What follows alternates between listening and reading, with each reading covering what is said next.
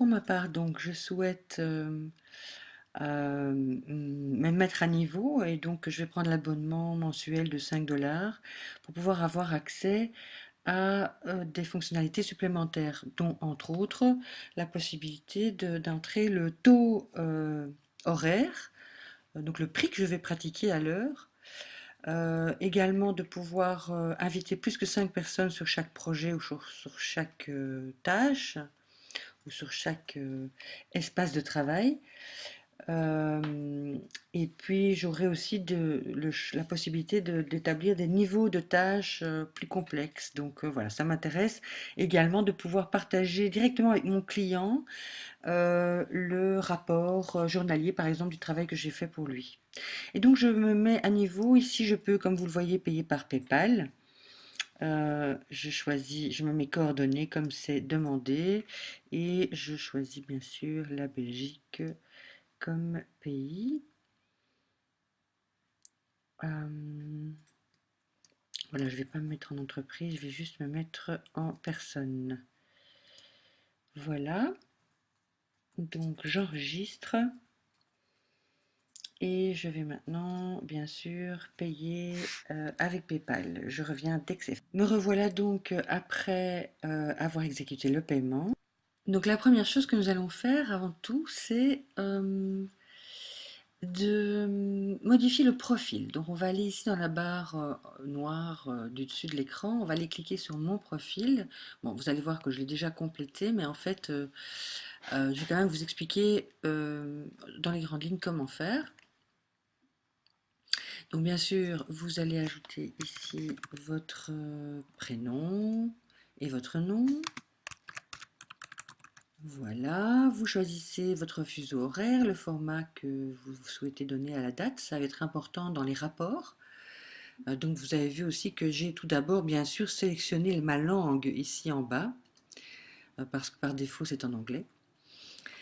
Voilà, ensuite vous avez une adresse email, vous allez choisir votre format de temps. En ce qui me concerne, je préfère faire 24 heures, donc à l'européenne, et définir le premier jour de la semaine, donc lundi. Ensuite, c'est ici également dans le profil que vous pouvez changer le mot de passe. Comme vous pouvez le voir, vous avez la possibilité de vous loguer en fait dans Toggle avec votre compte Google. Voilà, c'est ici donc que vous le faites avec ce lien, activez Google Sign In. Ensuite, vous allez définir en fait à quoi va servir le bouton continuer.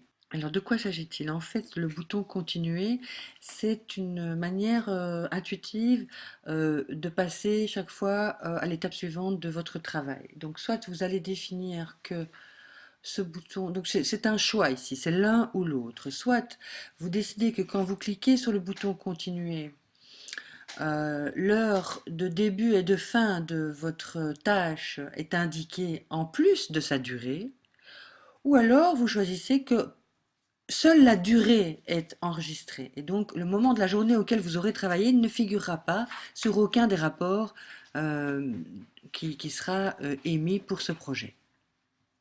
L'étape suivante concerne les rapports. Ici, par contre, ce n'est pas un choix exclusif. Donc, vous pouvez à la fois demander à ce qu'un rapport soit envoyé toutes les semaines, et donc ce sera d'office le lundi. Donc, c'est pour ça qu'on définit un jour de début de semaine.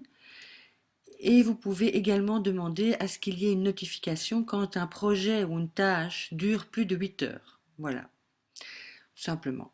Ensuite, vous avez ici en bas, comme vous le voyez, un token pour les applications. Ça, c'est pour les développeurs. Donc, nous ne sommes pas, en tout cas pour l'instant, concernés.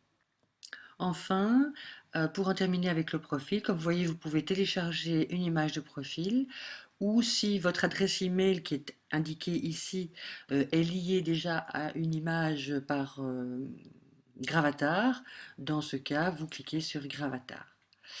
Et puis, vous pouvez bien entendu, quand vous voulez, réinitialiser la photo du profil et en changer si, voilà, vous avez meilleure mine sur la suivante. Voilà. Ceci était nous avons passé en revue la section profil de votre compte Toggle.